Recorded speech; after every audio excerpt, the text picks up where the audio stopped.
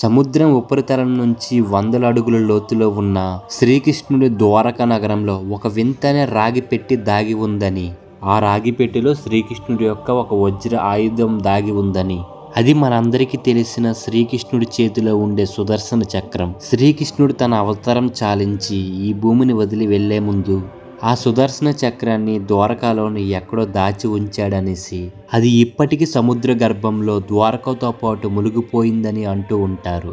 దీని శక్తికి ఒక ఉదాహరణ చూడాలంటే మహాభారతంలోని ఒక సంఘటన గుర్తు తెచ్చుకోవాలి. అది ఒక భారీ రాజసభ. దాంట్లో శిశుపాలుడి గొంతు గట్టిగా వినిపిస్తుంది. శ్రీకృష్ణుడి ఉద్దేశిస్తూ బూతులు, అవమానాలు. ఆ సభ దద్దరిల్లుతుంది. కానీ ఇవన్నీ వింటూ కూడా శ్రీకృష్ణుడు నవ్వుతూ ఉన్నాడు. కృష్ణుడు 99 తప్పుల వరకు ఓపిక పట్టాడు. కానీ ఎప్పుడైతే శిశుపాలుడు 100వ తప్పు చేశాడో, కృష్ణుడు నెమ్మదిగా తలపైకెత్తి ఇక చాలు అని అన్నాడు. మరుక్షణం ఆ సభలో ఒక తీక్షణమైన వెలుగు పుట్టింది. ఒక ప్రకాశవంతంగా ఒక వెలుగు శిశుపాలుడి వైపు దూసుకు వెళ్ళింది. కేవలం ఒక చిన్న శబ్దం వచ్చింది. మరుక్షణమే శిశుపాలుడి తల కింద పడింది. అదే సుదర్శన చక్రం. శ్రీకృష్ణుడు మనస్సులో ఎలాంటి ఆలోచన వస్తే ఆ చక్రం అలా చేసేది. గురి తప్పకుండా, ఎక్కడ ఆగకుండా. మహాభారత యుద్ధంలో శ్రీకృష్ణుడు తలుచుకుంటే ఈ ఒక్క చక్రంతోనే కౌరవ సైన్యాన్ని మొత్తం ఒక్క క్షణాల్లో అంతం చేయగలడు. కానీ ఆయన అలా చేయకపోవడానికి ఒక బలమైన కారణం ఉంది. సుదర్శన చక్రం ఈ విశ్వంలోని అత్యంత బలమైన ఆయుధం. దాని గురించి ఇప్పటికీ చాలా మందికి తెలియని చాలా విషయాలు ఉన్నాయి. అసలు ఈ చక్రం శ్రీకృష్ణుడి దగ్గరికి ఎలా వచ్చింది, ఎలా తయారైంది, దీనికి అంత శక్తి ఎక్కడ దాగి ఉంది? అన్నిటికంటే ముఖ్యం, ఈ చక్రం శ్రీకృష్ణుడి ద్వారకా నగరంతో సముద్రంలో మునిగిపోయిందా? ఈరోజు ఈ వీడియోలో శ్రీకృష్ణుడి చక్రంకి సంబంధించి చాలా విషయాలు మాట్లాడబోతున్నాను. క్రీస్తు పూర్వం 3228 ఒక మధుర నగరం. ఆకాశం ఎర్రగా మారింది. ఎక్కడ చూసినా యుద్ధ భయం, ప్రజల్లో ఏడుపులు. అతనే కంసుడు, యాదవ వంశంలో అత్యంత క్రూరమైన రాజు.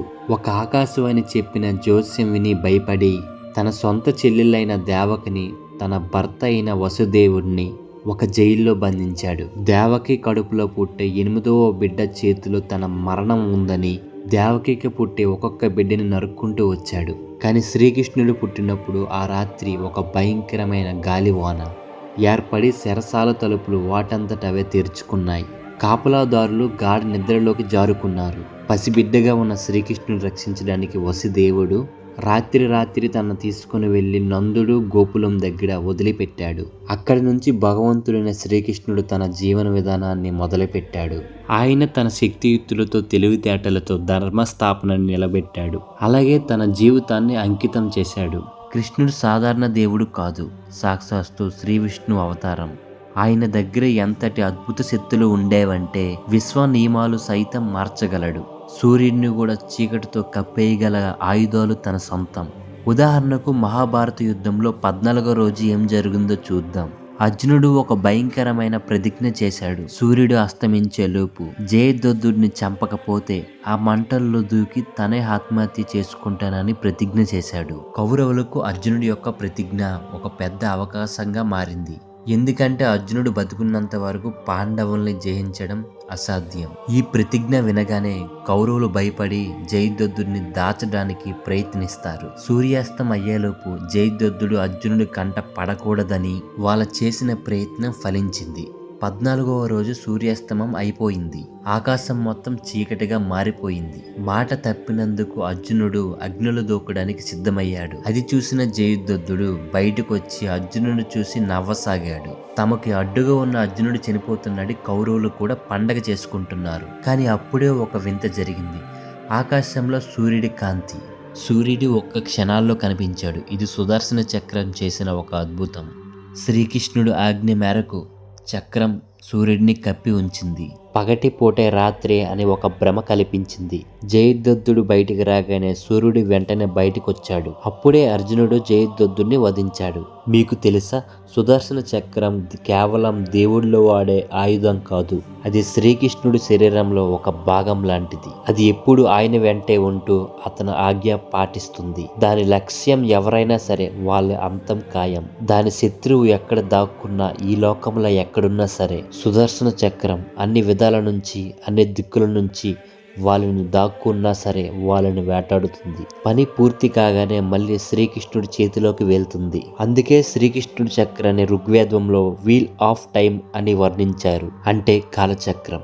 సుదర్శన అనేది ఒక టైంలో దీని ఒక పూర్తి అర్థం శుభ దర్శనం. చరిత్రలో చూస్తే దీని దర్శనం శత్రువులకి ఏమాత్రం మంచిది కాదు. ఎందుకంటే విష్ణువు గాని కృష్ణుడు గాని దీన్ని ప్రయోగించారంటే ఎవరికో మూడినట్లే. హిందూ శాస్త్రంలో ఈ చక్రం పుట్టిక గురించి 2 కథలున్నాయి. విష్ణు పురాణం ప్రకారం సూర్యుడి వేడి తగ్గించడానికి విశ్వకర్మ సూర్యుడిని సానబెట్టినప్పుడు రాలిన ఆ ప్రకాశవంతమైన సౌర ధూళి దాని నుంచి ఈ చక్రాన్ని తయారు చేశారు. ఇంకో కథ ప్రకారం మహావిష్ణు మహాభారతంలో శివుడి కోసం ఘోర తపస్సు చేసినప్పుడు శివుడు ప్రత్యక్షమై ఈ ఆయుధాన్ని ఇచ్చాడంట. ఈ చక్రం యొక్క కాంతి ఎంత విశ్వాష్టంగా ఉంటుందంటే దాన్ని విష్ణువు శివుడు తప్ప మరింకెవరూ చూడలేరు. మోడర్న్ సైన్స్ ప్రకారం చూస్తే ఇది ఒక గైరోస్కోపిక్ వెపన్ లాంటిది. ఇది వేగంగా తిరుగుతూ చాలా ఎనర్జీని రిలీజ్ చేసిదంట.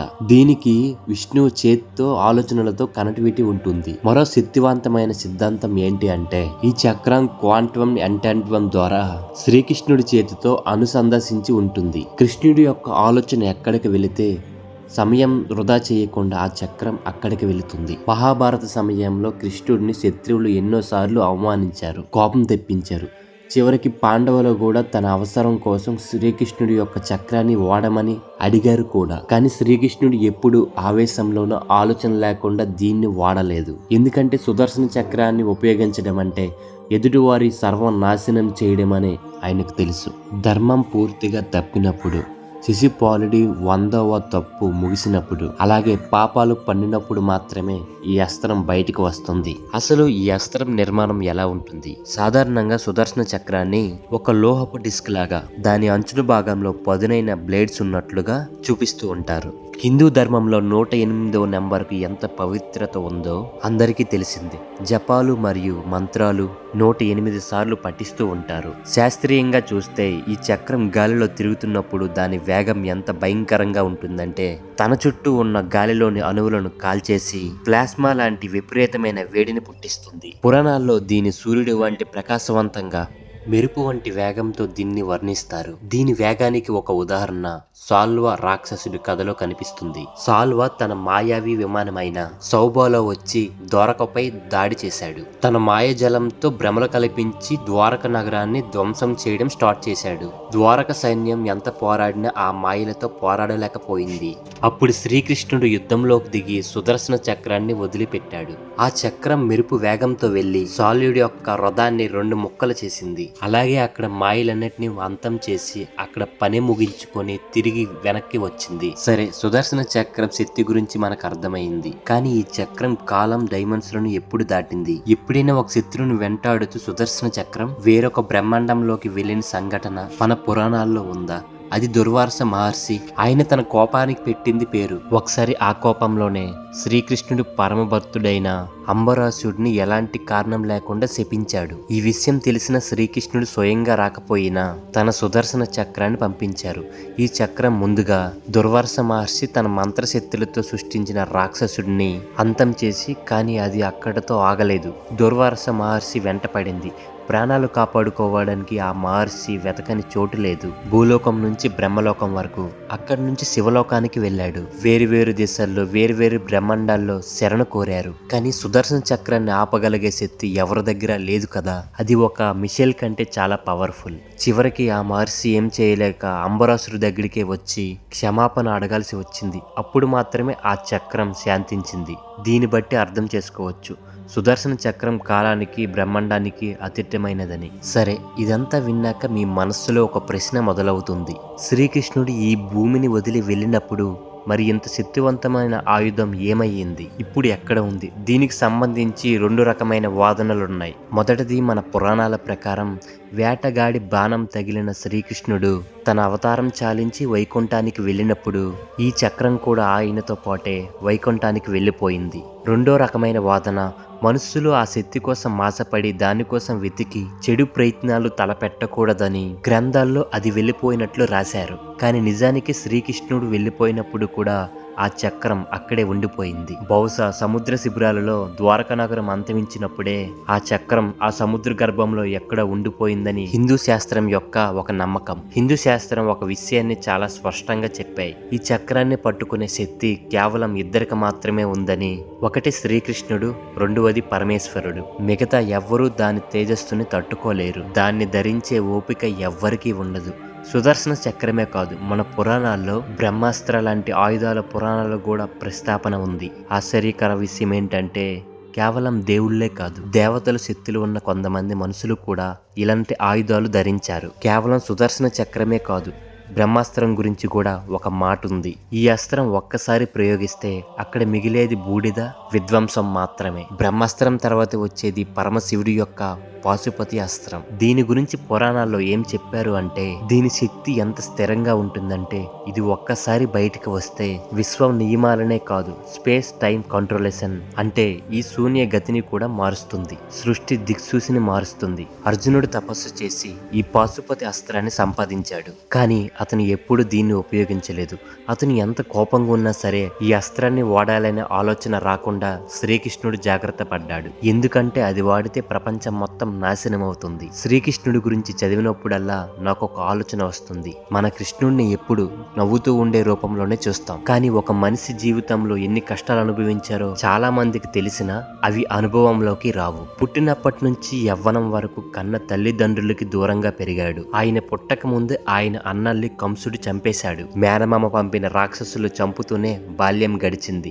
ధర్మం కర్తవ్యం వల్ల తన ప్రాణంగా ప్రేమించిన రాధను కూడా కోల్పోయాడు. ద్వారక చాలా గొప్ప రాజ్యమైనా సరే ధర్మ రక్షణ కోసం ఇతర యుద్ధాల్లో ఆయన పాల్గొనాల్సి వచ్చింది. ఈ విశ్వంలోని అత్యంత శక్తివంతుడైనప్పటికీ శిశుపాలుడు బూతులు, అవమానాలు భరించాడు. మహాభారత యుద్ధాన్ని ఒక్క క్షణంలో ముగించే శక్తి ఉన్నా సరే అందరికీ సమాన అవకాశాలు ఇవ్వడానికి, ధర్మాన్ని నిలబెట్టడానికి కేవలం ఒక గుర్రపు బండి సారథిగా ఉండిపోయాడు. చివరిగా తన చేతులతో నిర్మించిన ద్వారకా నగరం సముద్ర గర్భంలో కళ్ళ ముందే మునిగిపోతుంటే చూడాల్సి వచ్చింది. ఇదే శ్రీకృష్ణుడి అసలైన తత్వం. ఇది వేరే ఏ దేవుల్లోనే మనకు కనిపించదు. అందుకే కృష్ణుడు భగవంతుడైనప్పటికీ మనకొక స్నేహితుడిలా, మనకొక మార్గదర్శకుడిలా కనిపిస్తాడు. సుదర్శన చక్రం ద్వారకలో ఉందా లేదా వేరే లోకంలో దాగి ఉందా అనేది మనకి తెలియకపోవచ్చు. కానీ ఒక్కటి మాత్రం నిజం, శ్రీకృష్ణుడి యొక్క మార్గదర్శకత్వం ఆయన భక్తులకి ఎప్పుడు తోడుగానే ఉంటుంది. ధర్మం, సత్యం ఎక్కడ ఉంటే ఆయన అక్కడే ఉంటాడు. అలాగే వాళ్ళకి తోడుగానే ఉంటాడు. వీడియో నచ్చినట్లయితే లైక్ చేయండి. అలాగే ఈ వీడియోని మీ ఫ్రెండ్స్ అండ్ ఫ్యామిలీకి షేర్ చేసి మన ఛానల్ని ఎవరైనా సబ్స్క్రైబ్ చేసుకోకపోతే ఇప్పుడే సబ్స్క్రైబ్ చేసుకుని పక్కనే ఉన్న బెల్ ఐకాన్ని ట్యాప్ చేయండి.